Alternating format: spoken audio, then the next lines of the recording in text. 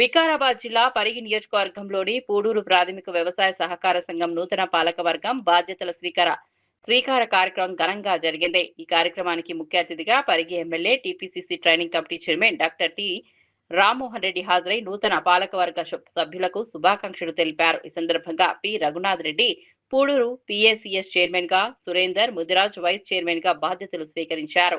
అనంతరం ఎమ్మెల్యే మాట్లాడుతూ రైతులకు నాణ్యమైన సేవలు అందించడంతో పాటు సహకార సంఘాన్ని మరింత అభివృద్ధి పథంలో నడిపించాలని నూతన పాలక వర్గానికి సూచించారు.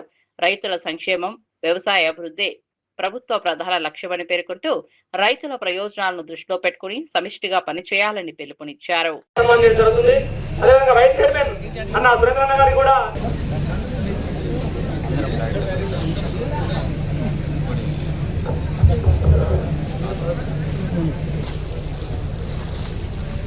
సురేంద్ర గారికి, వైస్ చైర్మన్ సురేంద్ర గారికి, మన నూతన పాలక గారికి, మా నాయకులు గౌరవనీయులు పరిగి ఎమ్మెల్యే రామరెడ్డి గారు అందరికీ సమన్వయం చేస్తున్నారు. ట్రైనింగ్లు కానీ అన్ని పోస్టులు అన్ని వర్గాలకు ఇంట్లో వేసి ఇచ్చినందుకు వారికి ప్రత్యేకంగా తెలియజేస్తూ మరి అదేవిధంగా ఈ ఓటమికి చెందినప్పటి కూడా బాధపడకుండా తాను 6 ఎన్నికల్లో పోటీ చేయడం జరిగింది. ఈ విధంగా చాలా మంది ఉన్నారు.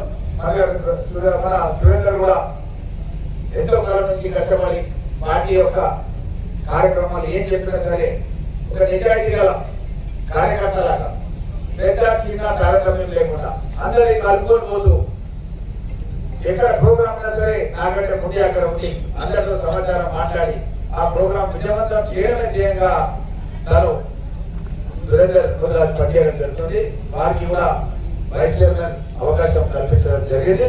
అదేవిధంగా ఇప్పుడు ఉన్నటువంటి డైరెక్టర్స్ వేదిక మీద ఉన్న వాళ్ళందరూ కూడా చాలా మంది 2వ తరం వాళ్ళు ఉన్నారు.